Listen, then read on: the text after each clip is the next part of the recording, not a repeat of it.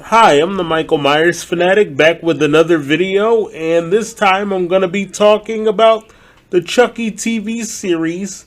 It's about this kid named Jake Wheeler who's struggling with his sexual identity, and he happens to discover a good guy doll at a yard sale. It's like a retro kind of yard sale, and the good guy doll turns out to be Chucky himself. You guessed it, once again played by the legendary Brad Dourif. Chucky reveals himself to Jake and says that Jake should kill.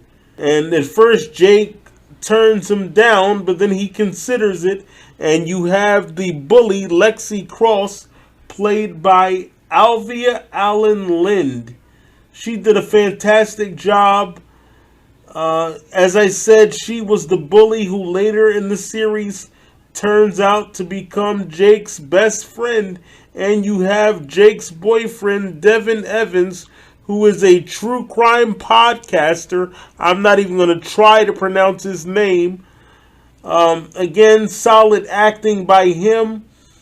We later learn that Chucky's ultimate goal is the same as it was in Part 7, to create an army of Chucky dolls so that they could kill all over the world.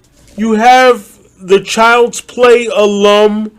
You have Alex Vincent, who plays Andy Barkley once again. Personally, I think Justin Whalen did a better job as the older Andy Barkley.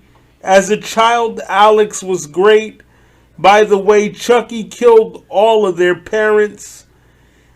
And what I don't understand about that is why the writer would leave them without parents. Because how could you explain the logic of that? How could you explain how they're going to survive without parents? Who's going to take care of them? Yes, I know that they're able-bodied, but they are still children. So I don't understand why Don Mancini went that route, but whatever. It's still a good show. I would have to say my favorite scene in the entire series is where Chucky sets Lexi's room on fire. That was great. And Lexi says, "Oh my God, I shouldn't have smoked so much weed earlier." Sometimes I forget that she is a child. She is still a kid. That's how great the acting is. I guess she's just really mature for her age. And I said the same thing about Miranda Cosgrove, where sometimes you forget that these people are, or at least were, just children. So, kudos to Alvia, I guess that's how you pronounce her name. The thing with Jake, where Chucky says, "I'm your friend to the end," and then Jake says, "Well, you can fuck with that shit, or you can forget that shit," or something like that. I thought that was a bit of overacting, you know, because one thing I think the average kid would want to know is, well, how are you even alive? That's the first thing. Am I really talking to a doll? That's what I would want to know, let alone all this other stuff. And then Jake is supposed to be gangster all of a sudden. He ends up moving in with his cousin Junior, who's played by Teo or Teo something. His cousin is basically an asshole, like Lexi. You sort of want Chucky to kill them, but later on, Lexi sort of redeems herself. And now Chucky's killing kids. What's up with that? I mean, I always knew he wanted to kill Andy, but now he's killing kids. So that's a new low even for him.